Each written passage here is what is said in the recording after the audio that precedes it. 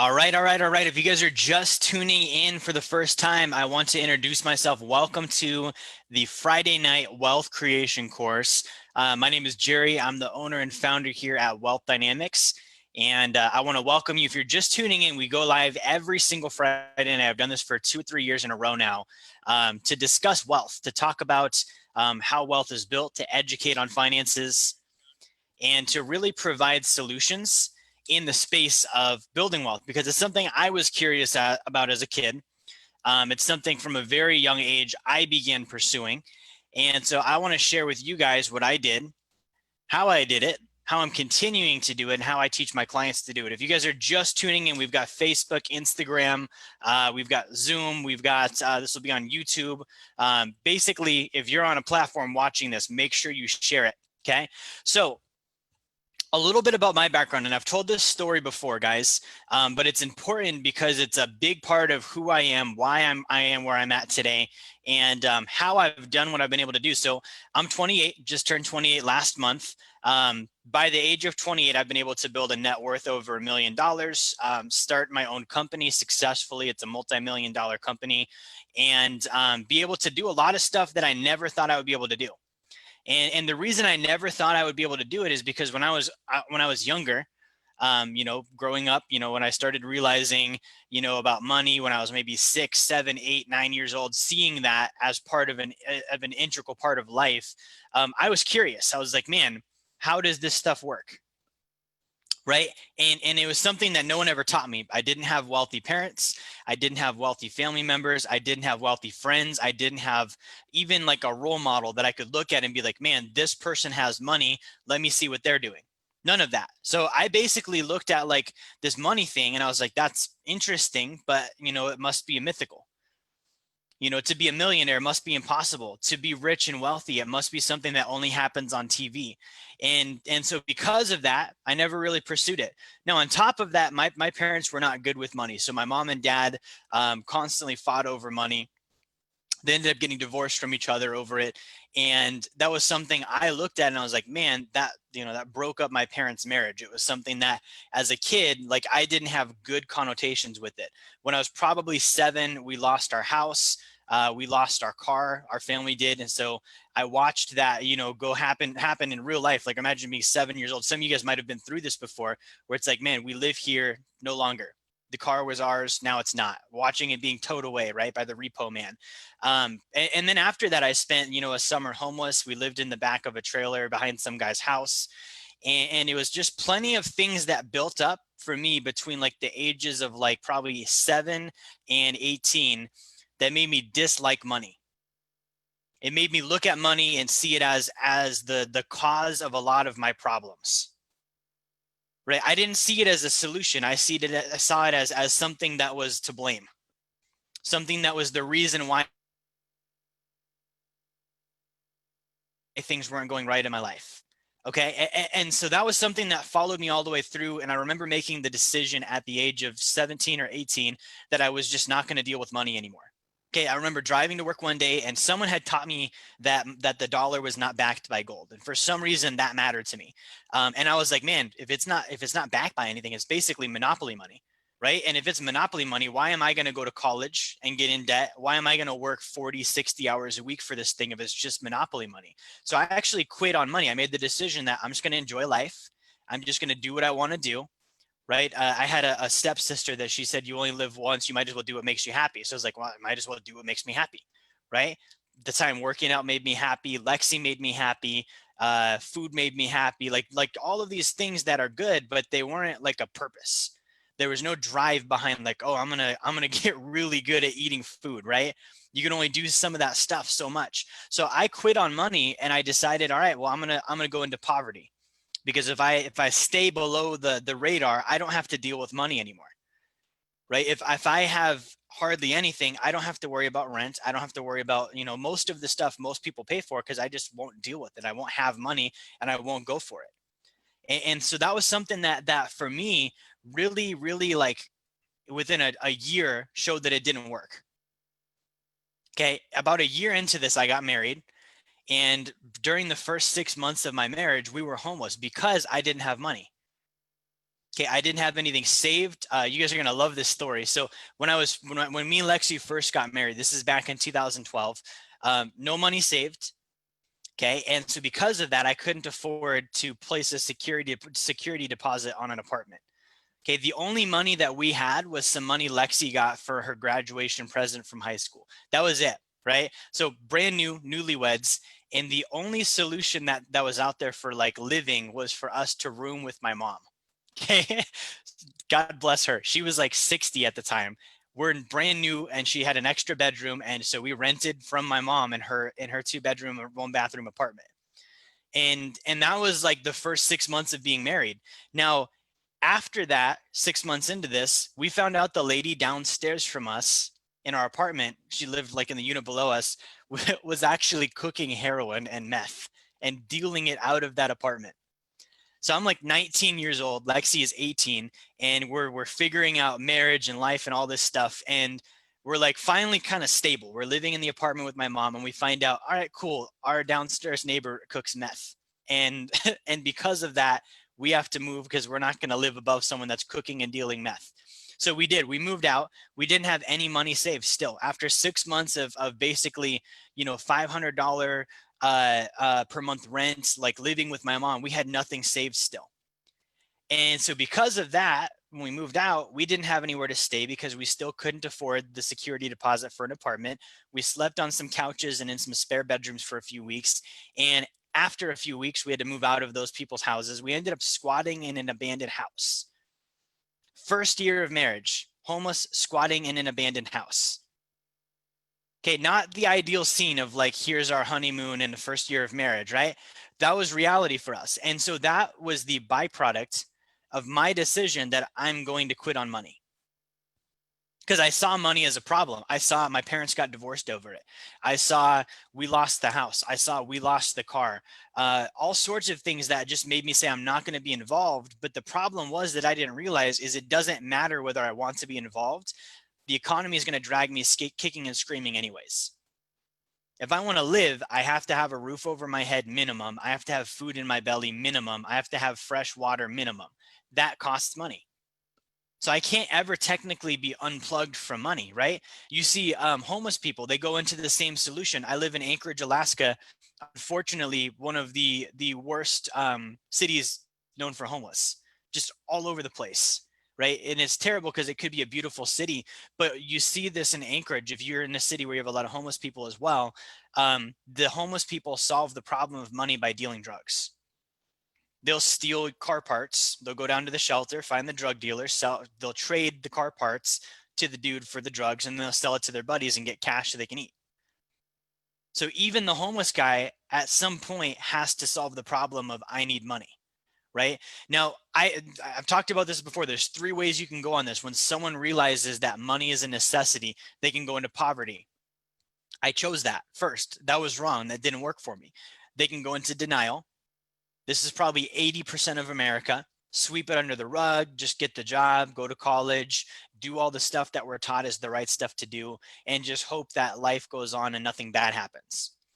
That's most of the people that are alive today in America, right? Or the third option is wealth, right? So I can be in denial, I can be in poverty, or I can be in wealth. Okay. I saw denial. Growing up, I watched denial happen. Okay, I watched my parents go through it, watched my siblings go through it, watched my friends' family go through it, and I saw people that they have this like gnawing problem, and their solution was to pretend like nothing was wrong. To pretend like if they went to the hospital and their insurance didn't cover it, they wouldn't have to go bankrupt. To pretend like they were one paycheck from having pretend like there weren't one paycheck from having their mortgage foreclosed on. To pretend they weren't 2 months away from losing their vehicle if they couldn't make a payment. That's most people. That's denial. Third option is wealth. I can get so much money that it does not interfere with my daily decisions. Right? I relate this, I call this the ability to treat money like oxygen. I can have so much of it that I don't have to consider how much is left, how much do I need, how much can I spend, how much is coming in, how much did I spend last month, how much am I going to spend this month, how much is Christmas going to cost, can I afford to go on the vacation, can I live where I want to live? Like, that's wealth. I don't have to think about any of that stuff. Okay. Now, again, back to my story, I didn't think wealth was real. That's why I chose poverty. I didn't think wealth was real because I'd never seen it. I had no real life examples. I had no mentors. I had nobody that could show me, like, here's the living, breathing example of wealth. All I knew was that it was in movies and on TV shows. That was the extent of it. And it was completely out of my reality. That's why I chose poverty. I did know what denial looked like. Like I said, I didn't want that. I saw that. I knew there was something wrong with it. So when I tried poverty and I fell down and skinned my knees, I realized, all right, wealth doesn't seem real, but I need to go check it out.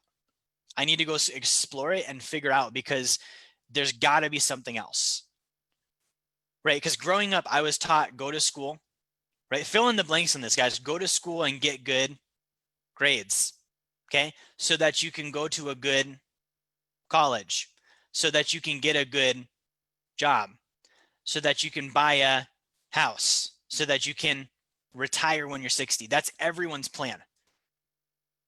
I saw that and I was like, there has to be something else. I'm not interested in that. So it can't just be that you either do that or you're homeless, right? There has to be something else, like in the middle or on the other side. And so I started exploring and I started learning about money.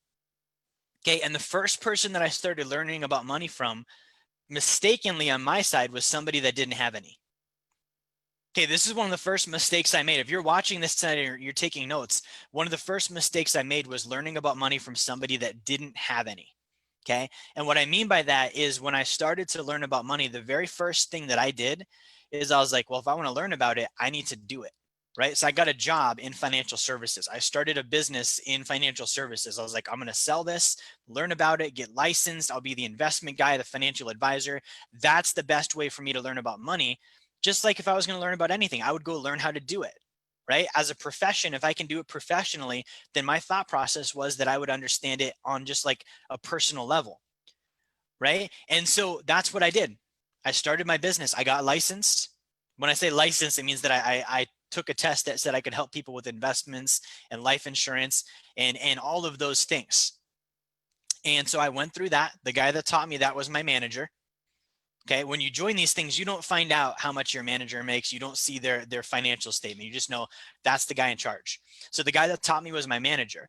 It didn't take me too long to figure out my manager made maybe 50 grand a year. Okay. Now you guys are going to laugh at this. Those of you that are watching, you probably like, okay, yeah, 50 grand a year. That's bad.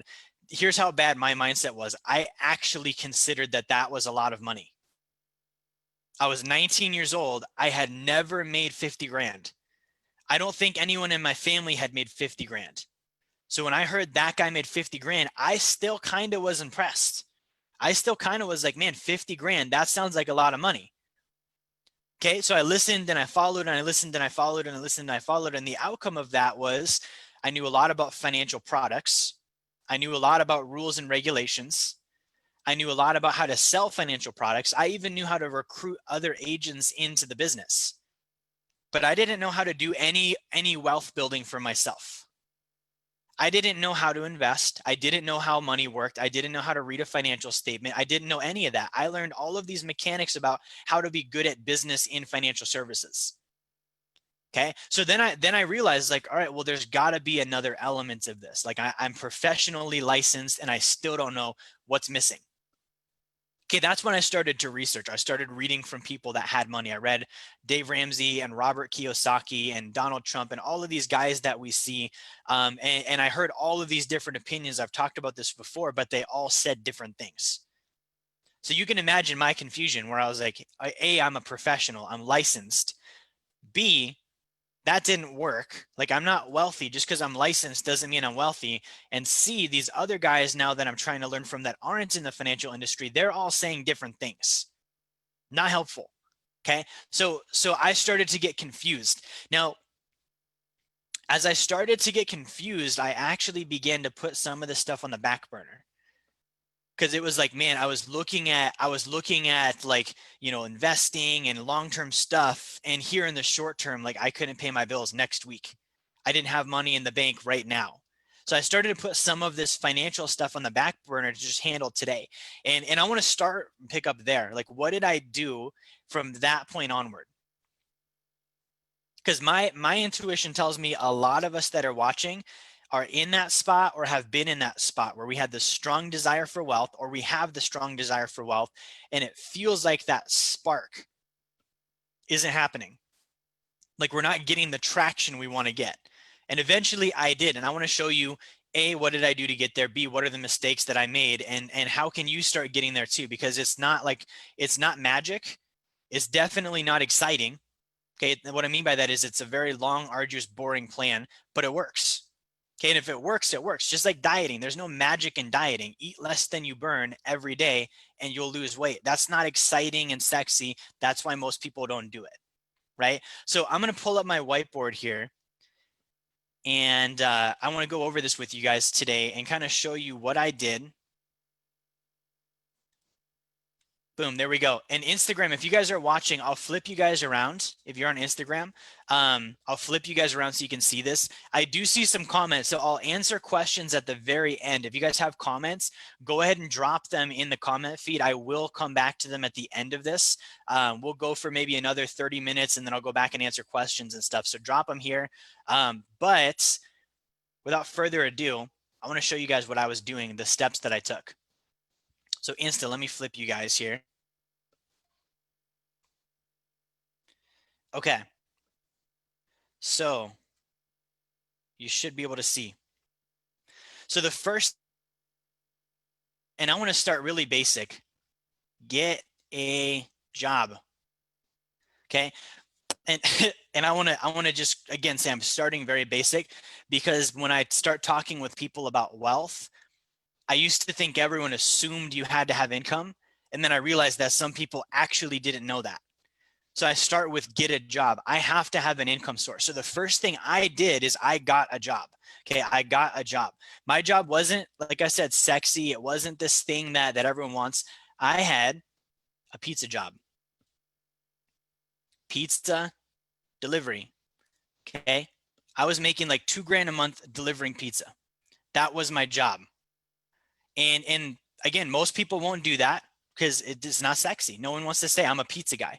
I'm not saying you should quit your job and go be a pizza guy, but I'm saying is that I realized I needed income at any cost. Doesn't matter what it was. At that point in time, that's what I thought I could do. Deliver pizza. Okay. So I got a job. Now the myth out there is, and I learned this and it really threw me off, is that job stands for just over broke, and boss, if you spell it backwards, is a double SOB, and you shouldn't have a job and you should never work for anybody because that's slavery and that's the system, and you need to stick it to the man and you need to go start your own thing and be your own entrepreneur. I want to say to that, 95% of us are not going to be able to do that. Not initially. If we could, we already would be. Okay, get a job, get an income source. It doesn't matter if it's not a multi-level marketing and it's not owning your own business and I'm not being an entrepreneur. I can freaking pay my bills if I have a job. That is important. Okay, doesn't matter how cool like my upline sounds when he says that a job stands for just over broke. Like at the end of the day, if I don't have one, I'm not even just over broke. I am broke. Okay, I have to be just over broke for a period to actually make some progress. So get a job. The purpose here is income. I've got to have income, right? I've got to have income. And so this is kind of like, again, I'm just starting. Like if I'm here, I am just starting. This is like my very first, like, starting point. And it starts with getting a job. Okay. The second thing that I did is I committed to daily study. Daily study. Okay. And I kind of want to show you guys what I did. This was for me very strategic. By daily study, when I was delivering pizza, I would study with audiobooks. And I would do audiobooks for probably 6 to 8 hours a day. I would listen to books on business and finance and investing and entrepreneurship and sales every single day for 6 to 8 hours while I did my pizza job, because I could plug it right into my car. I could listen to it. I could get the information while I was working. And I did pizza for, how long did I do pizza for? At least 2 years. Okay. And again, I started wrong. I'm not saying it should take you 2 years. I took way too long. I probably could have been done with this in like 6 months. Okay, but I didn't have the data, so it did take me 2 years. So I did 6 to 8 hours a day, 6 days a week for 2 years. Okay, every single day. I can tell you every Zig Ziglar book out there, Dave Ramsey book, Grant Cardone book, because that's all I did. Okay, I just pummeled and pummeled and pummeled and pummeled information. Okay, those were successful actions for me, right? So my first successful action was having a job. My second successful action was daily study. Okay, at this point in time, I had written down as a goal that I wanted to earn $1 million. I was making maybe 20 grand a year at that point in time, not a month, a year. Okay, and I had a job and I was studying. Now, the third thing that I did here was I found an opportunity. I had to find an opportunity. And what I mean by opportunity is something that could actually take me where I wanted to go. I knew my pizza job couldn't. Before my pizza job, I was a personal trainer. I knew for sure I couldn't do it as a personal trainer. Why? Because my personal training job took more of my time. So I had less time to invest into opportunity. That's why I downgraded. I went from personal training down to pizza, right? And so I had to find an opportunity first. By an opportunity, let's break that down. What is an opportunity? Okay. What does an opportunity look like? This is one that I see a lot of us get stuck on, and I want to help get unstuck. Okay. So opportunity, a lot of us have heard, and let me flip Instagram back around. So a lot of us have heard opportunity, like when opportunity knocks, I've got to be ready. I've got to open the door and be ready for it. Opportunity does not mean that I'm waiting around. Okay. It is not a game of patience. Okay. A lot of us have heard, if I'm just patiently wait, my time will come. Okay. It's not a game of patience. It's a game of persistence. Okay. The difference between patience and persistence is patience. Think of like a hitchhiker. You guys have hitchhikers? Think of a hitchhiker. Patience is I sit there with my thumb out and I hope someone stops and I hope someone feels bad for me and gives me a ride. Just like with opportunity, if I'm playing it with patience, I'm waiting for my shot and I'm hoping that some person will see the value that I don't see in myself and that others have never seen in me and give me the chance that I've never had before. And it's actually a victim mindset. Patiently waiting is a victim mindset because I'm waiting for something to happen to me. Okay. So I'm not waiting around with my thumb out saying, hey, help me. I need an opportunity. The difference between this is it's not a game of patience. It's a game of persistence. It's a game of persistence. When I think persistence, I think about a boxer, right? Like a fighter. That guy is going to go as many rounds as it takes. Even if his form gets bad, he's still going to have his fists up and he's still going to swing. Like that's opportunity. I have to be persistent. Okay. When I started getting into root words, actually, let me bring you guys back around. When I started getting into root words, I looked up opportunity and it actually referred to a ship at sail that has its sails up. Let me make this picture for you guys. It has its sails up, waiting for wind. Okay. That's opportunity. I am in the water. I have my sails up. I'm expecting wind. And when the wind comes, it catches my sails and then the ship moves. Okay, it's not saying like leave the mast down and the sails down because it's too much work and the wind will help you pick it up. It's not saying don't get in the water because if you don't get in the water and then you can wait till the wind shows up and then you're not spending as much time in the water. Saying no, get in the freaking water, have your sails up, do all of the work to be ready so that when it comes, you can take advantage of it. That's opportunity. Okay, now when I'm looking for an opportunity, it is an opportunity to earn income.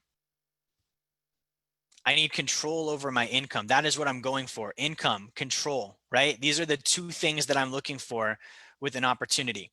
I need income and I need control, right? So when I was doing the pizza thing, that was not an opportunity, that was a job. I'm thankful for it. It paid my bills. It did what it needed to do, but I couldn't earn unlimited income and I didn't have control.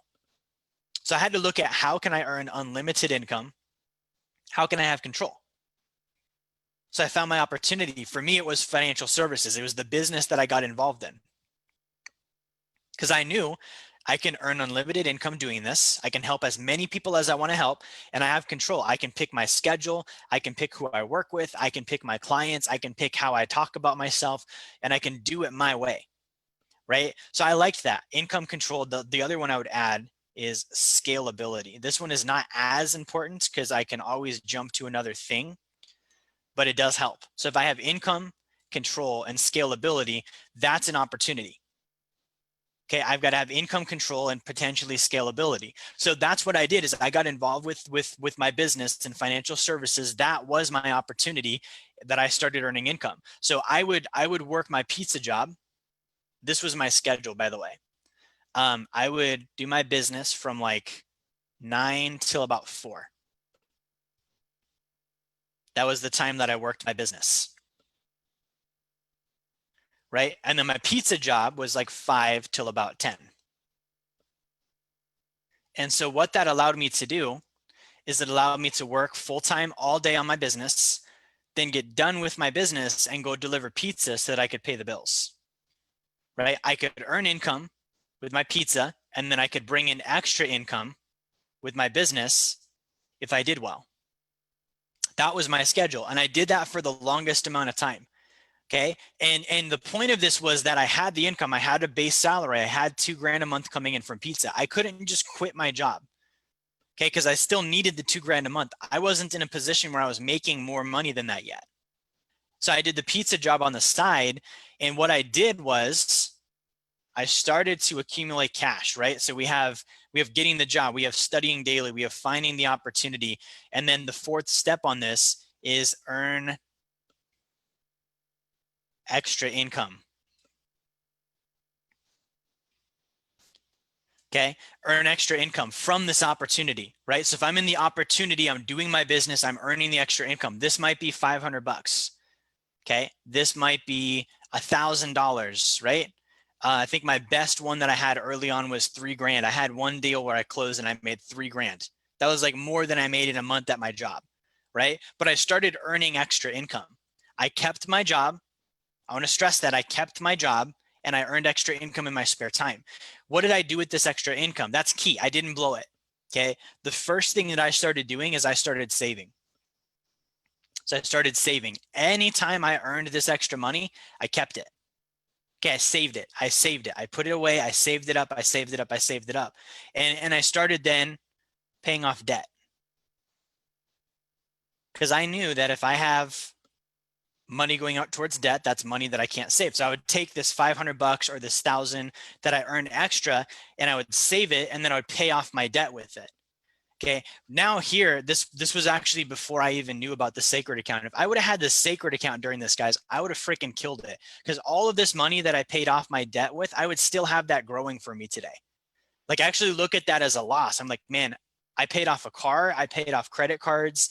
Like I paid off plenty of debt. And had I known about the sacred account, because this was like probably 5, 6, 7 years back, right? Had I known about the sacred account, I would still have that money growing for me today, even though I paid that debt off like 7 years ago. Huge, right? Regardless, this is the step. We're saving the money, we're paying off debt. Like that's the thing we're focusing on. And the goal is to get completely debt free and then have money saved. Because at some point, I want to make the jump away from the pizza job. If I'm you and I'm watching this and I'm like, okay, cool. So I've got my job. Okay, let's say I work as a teacher, right? Work as a teacher full time. I'm off school at 4 or 5 p.m. I could work my evenings, my weekends, and my summer times part time doing my business, pay off all of my debt, get like 6 months saved in the bank, grow my business, and at some point I could jump from my job as a teacher to being full time in my business. Imagine if I could make that happen. That was what that was what I did. That was what I focused on, right? So as I'm doing this, I'm saving all extra income, save all extra, right? My goal is to have 6 months saved. So 6 months of expenses saved, no debt. And I need my business income to exceed my job for at least 3 months. That was my target. I want 6 months in the bank. I want no debt, and I want my business income to exceed my employment income for 3 months in a row. When that happens, I can quit my job and I can jump into my business full time, because now I know my time actually produces. When I put effort into my business, it actually produces, right? Because beforehand, when I was just starting, and let me flip Instagram back around. When I was just starting, I wasn't productive enough to say that I needed to have 40 hours a week in my business. Because the thing was, is I had like 5 to 10 hours and I wasn't doing crap. So if you give me 40, what am I going to do with 40 if I'm not even maximizing 5 to 10 hours in a week? So I wanted to maximize the 10 hours, the 15 hours, the 20 hours that I actually had, to show myself that I actually can be effective with my time. Now, once I saw that, meaning that I would actually see my income go up. My business would produce income. I would have money saved. I would start paying off debt. I would be able to see my business is competing now with my full-time income at my job. Once I started seeing those indicators, then I knew my time actually was valuable. My time actually could potentially like turn into a full-off business, right? And so this is the trick here. This is the trick. At a certain point, I quit the job. Right? I quit the job. And at this point, I basically was self-employed. I went from being an employee to self-employed. I quit my job. Now, this is what I love, because a lot of people, and I say that sarcastically, a lot of people here, like, quit your job, be an entrepreneur. You will be your own worst boss until you figure this stuff out. When I quit my job, it was worse. Initially, it was worse because I didn't know how to maintain a schedule. I didn't know how to drive business. At least when I had a job, I had a boss that knew what the hell he was doing. I was my own worst boss. Okay. I didn't have a job, and now I owned a job. And you know what that meant? That meant every single morning I woke up broke.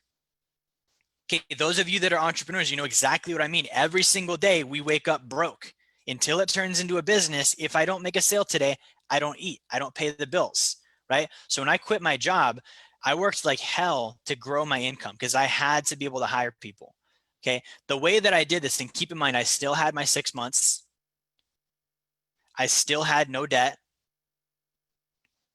I still had enough income to cover my bills. Like, these were all prerequisites. Now what I was focused on is anything beyond what I was earning with my income was going to be invested in growing business. Growing the business, invest in business. So if I'm making, let's say I live on $4,000 per month. Okay, let's say that's what I make in my business initially, and that's what I have to bring home to pay my bills as a self-employed individual. That means if I make 10, the entire 10 is going to be subtracted out $4,000 because I got to live on that. But the other 6, all of that is going back into my business. Because I have to actually scale the business until it is a business. I have to stay in business long enough to build one in the first place. So I invest, and I'm going to invest in my business until I can save 40% of my income. Right? Which means I'm producing enough income to cover my bills, my taxes, and save 40%. That's what I did. Guys, I'm not saying hypotheticals. I'm saying this is what I did. Save 40% of my income. I reinvested everything until I could do that. Okay, I did not go on vacations. I didn't go on trips. I didn't buy a house. I didn't buy anything really. I lived in a cheap apartment. I drove a cheap vehicle, and I reinvested everything back into my own personal development and my own business until I was able to save 40% of my income. Most people don't do this. Most people get between here and here, the income increasing and saving 40%, and then they get comfortable. And then they're like, oh, I should buy a house. Guess what? I own a house now. That just took time away from my business. I've got to go fix the roof. I've got to fix the toilet. I've got to mow my lawn. I've got to shovel the driveway. They get stuff in the way of actually earning enough income to save 40%. This is so critical, guys. Like, if there's one thing I can give you tonight that you listen to, you could say the rest of this is garbage. I'm not going to do it. At least listen to this. Save 40% of your income. Save 40% of your pre-tax income. That is huge. If you can do that, like, you're going to build wealth. Consistency with that is everything. right? So I'm increasing my income until I can save 40%. Now, why am I doing that? Why am I saving 40%? Right? Why is this an important number? This is what the top 1% of wealth have done forever. Like if you look at, there's a chart that I have that I first saw this on. Since 1913, it goes all the way back. That's over 100 years. Since 1913, they've been saving 40% of their gross income. It puts them in a position when stuff like COVID-19 happens, they go buy everything. Right? All of like stocks crash, they want stocks, they're going to go buy it on sale. Silver crashes to 12 bucks an ounce, they load up on silver. Oil crashes. Guys, when oil crashed, when was that? April, May, right? When oil crashes, it did crash. The fund that I work with, the oil fund I work with, bought $108 million worth of oil fields for 30 million bucks. That's 30 cents on the dollar.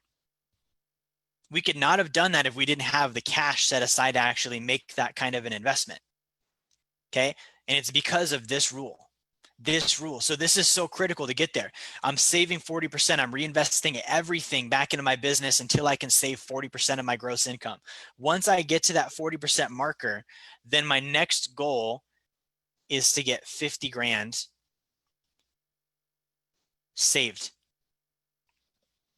50 grand. Okay. Now this is above and beyond my 6 months of reserves, right? Because earlier before this, I had 6 months in savings. I'm saying in addition to that, now I'm getting 50 grand saved. This 50 grand is going to be invested. So I'm going to invest for cash flow. Okay. If I can take this 50 and I can make 12% cash flow on this 50, that equals $500 per month in passive income. Okay. This is the kind of stuff I did. This is the kind of stuff I do. This is the kind of stuff I teach my clients to do. Right. Because check out the game plan. Like at first, I'm looking at, just replacing my income, getting rid of the job. I do that. Now I've got 6 months saved. I've got no debt. The next thing I'm looking at here is how do I incrementally buy my time back? Because if I can do enough of these deals where I'm making 500 bucks a month, 500 bucks a month, 500 bucks a month, eventually that is going to do the same thing I did with my job. It's going to replace my income. I won't have to work. Like imagine like running a business and needing no financial salary from the business. You could just grow it. That's how wealthy people do it. Like you think Jeff Bezos really has Amazon because he needs a paycheck. Think about that. Like Jeff is fine whether he gets a paycheck from Amazon or not. At this point, he's playing a game of how big can I build it? And I can only do that if I'm not emotionally attached to the outcome. The easiest way to get unattached from the outcome is to not have to rely on the outcome for a paycheck. So I start doing these $50,000 deals, making 500 bucks a month and doing that over and over and over.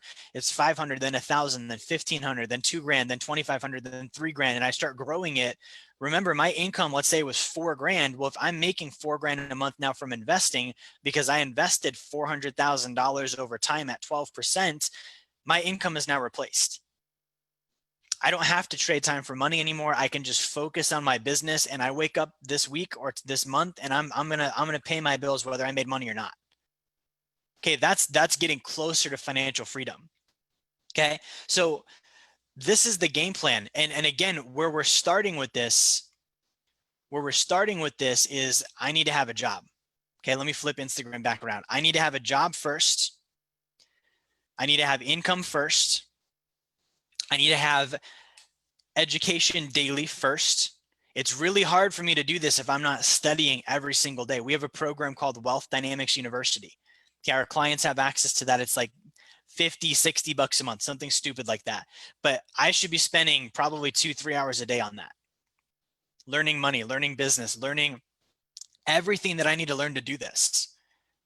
Okay, and while I'm doing that, I need to keep working my job. How many of us, let's see, just with some likes and some reactions, how many of us work at a job we don't like? Let's see. Okay, some likes, some hearts, some angry faces, whatever you want to throw up. If you're working at a job that you don't actually like right now, you just have to pay the bills, so you go every day. But if you didn't have to, you wouldn't go. Okay, imagine being at a pizza job, right? Like there's nothing to like about that. I didn't enjoy any of it. Okay. But my mindset at that moment, because again, at that point in time, I was just looking at I need a job and I need to be educating every single day. My mindset was this job that I hate is funding me to be in business in the future. This is my funding source. They're going to pay my bills until I have a business. And that was the agreement that I worked out in my head. That's how I made sense of working there. I'm working there because this company is going to pay my bills until I'm in business. And until then, that's all this is it's a funding source. Okay. And that gave me motivation. My business, I was running it part-time. The motivation that I have part-time to get out of a job that I hate, to grow my business, to get out of a job that I dislike, that's big. Right. So I'm working harder on my business because of the resentment that I have for the pizza job. Right. Or I'm working harder, I'm saving more money, I'm being more disciplined with my finances because I know that shortens the amount of time that I have to stay there. Okay, anyone that's worked at a pizza shop, you know, like those aren't like scholars, right? There were people doing drugs, missing teeth. Like that's not who I like hanging out with 8 hours a day. If I'm listening to personal development over and over and over in my car, and then I step out of my car and I'm working with Eddie from the pizza shop, like that's gonna cause like this oil and water thing, right? It doesn't mix. I'm going to dislike it even more. So that gave me enough push to say, I'm going to get out of the pizza job. I'm going to get out of this and I'm going to make my business work. That's my point there. Okay. Now, once I did that again, and I started earning income in the business, I have to save it. Right. Back then, again, I didn't have the sacred account. I didn't even know that existed yet. Had I known that existed, what I would have been doing is I would have been putting everything I made into my sacred account. Okay, I have a client now, he's watching in Colorado. This guy does that. Every time he hustles, side job, boom, into the sacred account. That's his game. That would have worked perfect. I wish I had it back then. Okay, because that would have gave me the leverage to then use that as a funding source in the future and have that money still growing. So I'm doing that. And again, the opportunity thing, I want to stress, like find something that I can produce income at, something I can control my income, something that works. This is not the dream business, right? I see a lot of people get stuck on this step of like, I have the job, I don't like it, I want to start the business. So I'm going to start with the dream concept. And it's this thing that I've never done before, and it's way out there, and it's this very conceptual thing. No, no, no. Go find a freaking multi-level marketing company or financial services or real estate or something that actually is like necessity driven, because that's where I'm going to make money right now, especially in an economy like today. I can't tell you guys, like my business, Wealth Dynamics, we have a program for our clients called the Ambassador Opportunity, where they can actually make money referring clients to us. No brainer. Like everyone needs help with money right now. That's the perfect business to be in. How do I refer people to that and get paid for referring them, and then go get another one and keep doing that over and over and over and over and over until I pay off all my debt, until I save up 6 months, until my income from this exceeds the income from my job, and I can pull the plug on my job because it's been 3 months of consistency. That's what I'm looking for. Okay, because when I first started, I didn't think, like, my dream as a kid was not to sell insurance. So if I would have went with conceptual, I would have been like, man, I'm going to start a gym, because that was my dream. I was going to start a gym. I'm going to quit my job and start a gym. I can tell you, if I would have done that, that would not have worked, because I would have spent all this time trying to grow a gym when there was really one right down the street that was already there, right? And people would have went there instead. So I looked at, like, where do people actually have a need? What's a low barrier to entry that I can get into now and make money with now? And how do I get paid quick doing it so I can make progress? Okay. So that's really what I want to get across to you guys tonight. That's where I started. Those were the steps I took. I didn't go to business school. I didn't go to college. Like, it was really that step-by-step plan. And it's something that worked very well for me. And it's something that can work very well for you. I've got another client in LA that's doing this. Okay. He works full-time at a marketing company. And on the side, he kills it at e-commerce. Just slaughters it. Okay. And so that's him looking at, okay, I have my job, I've got to pay my bills, but if I can get my e-commerce business big enough. There wasn't even e-commerce when I got started, guys. This was back in like 2012. It was still just becoming a thing. Imagine where you're at today, where I can build a business on Zoom, or I can build a business with an e-commerce site, or I can do Shopify, or I can do an Amazon store. Like, there's so much out there, opportunity out there. I just actually have to implement and get it done and actually make it earn income. And it can't be this 6 month like runway of like, oh, I'm investing, I'm investing, I'm investing. The right opportunity should not require any capital out of my pocket. It should just be, here's a product, go sell it, get paid. Boom, that's it. Right? So that's what I want to focus on tonight, guys. I know that that's a lot that I covered. I do want to open this up for questions. So if you guys are watching, make sure you drop your questions in the comments. And I'm going to go ahead and pull up Instagram first here because you guys expire after like an hour. All right, let's see what questions we have on Instagram tonight. If you guys have questions, drop them here in the comments. Eric, great to see you, man. Make sure you guys go follow Eric Whitaker, by the way. Eric is awesome, got some great content.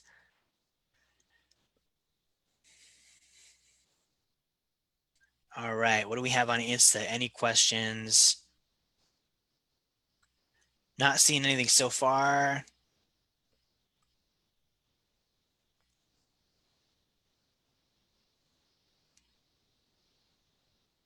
So someone commented, it's hard to watch your parents suffer, which is true. And I want to hit that because, again, part of my story is I watched my mom die at 60 from cancer. And at the time, I was her financial advisor. It's a big thing for me. When you're 60, you're told you can retire, right? And so that was my plan. I told my mom, hey, we got your plan. At 60, you can retire. At 60, she didn't retire, right? And so for me, like being in a position where I couldn't help, right? That was big. And that still fuels me today. If I'm not going to see another one of my loved ones go through a situation like that where I'm financially helpless, where I can't write a check that can change the entire outcome of their life. Like if it's that, it's just money. I always want to be able to do that. And that's never going to happen to me again. That happened to me when I was like 20, 21 years old. Right. So that's a lot of the fire and passion you see from me today is I had that happen early on. So I totally get that. And I guess what I want to say with that is you don't have to watch your family suffer. If that's a concern, frickin' go do something about it. Like get in a position where that never could happen. Because I can tell you from experience, it's not fun if it does.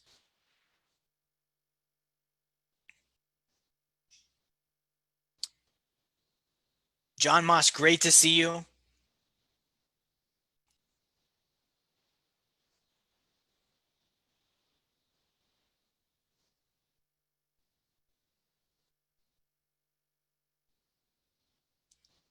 Let's see what else we got here. Thanks for tuning in, everyone that's on Instagram.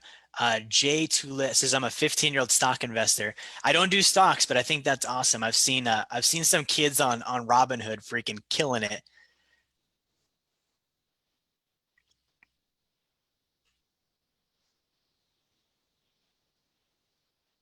Let's see if there's anything else on Instagram here. If you guys are on Facebook, I'm going to hit your questions in a minute here. Make sure you drop those in the comments. Okay, I think that's it for Instagram. So I'm going to go ahead and wrap up Instagram here tonight. And if you guys are on Facebook, drop your comments. I'm going to go ahead and answer all my Facebook questions here. Thank you guys, everyone that's watching tonight, by the way. It's great to see everyone. Edgar, Evo, good to see you. Malcolm, good to see you. Chad Lusk. Chad was my middle school basketball coach. That's awesome. James actually worked at the pizza place with me.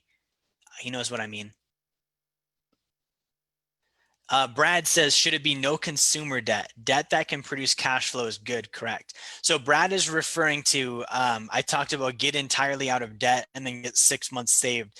Brad's correct. It's consumer debt. So I do not want to pay off debt that pays me, right? So consumer debt, what does that mean? That means something like a credit card. I pay a credit card. A credit card doesn't pay me, right? A car loan. I pay a car loan. A car loan does not pay me. A house. I pay a house. A house does not pay me. So I need to make these things either pay me or I've got to get rid of them because they're taking my income and I could save that income and invest it instead. So it's just consumer debt. Good point, Brad. Gene Turpinning said, unless you're the owner of the pizza shop. That's true. You could be an owner and you could probably do well with that. Sean Carroll has a question. Sean says, as far as selling a product that doesn't require capital, do you mean like life insurance or housing or something like that? Basically, you can be a mediator. Sean, that's exactly what I mean. So like I don't want to get into a business, especially if I'm just starting out, where I've got to take a capital investment and put it into the business before I've made any money. because now I'm actually operating in a deficit. Anything I make, I'm just earning back what I put into it. So it's not actually profit. So I should be able to get into something like life insurance or real estate, like where I can just sell and just make money and not have to worry about buying products or buying inventory or opening a building or any of that stuff. Okay. Because if I can do that, I can just start and build a surplus immediately and make progress with my finances. Where if I have to pull, I've seen people, start their business and drop 50 grand into it to start. That means my first 50 grand, I'm basically just paying myself back. Didn't actually make anything, right? I'm not ahead of the game. Like I'm actually behind the 8 ball. Okay, Evo, good to see you, man. Let me check Zoom and see if there's any questions here on Zoom.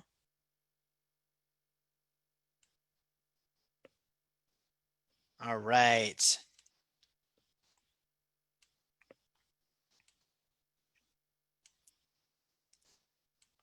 Okay, cool. I don't see any questions on Zoom. Let me check Facebook one more time. Oh, there's Zoom. Okay. Yeah, nothing on Zoom. Let me check Facebook one more time. Cool, guys. That's it. So I don't see any questions. Thank you for tuning in. If you guys are watching this tonight, by the way, make sure you like, share, and subscribe. I mentioned a couple of our services. I mentioned the Sacred Account. If you want to get more information about the Sacred Account, go to sacredaccount.com. Again, sacredaccount.com. If you'd like to get on Wealth Dynamics University, that's the training program I mentioned. I'm giving away a 2-week trial to that. So if you go to membership.jerryfetta.com, membership.jerryfetta.com. You can go in there, set up a free profile, enjoy the training for 2 weeks. If you love it, keep it. If you don't keep it. We'd want to help you either way. Make sure you guys tune in again next week, like, share, subscribe, and I will talk to y'all next week.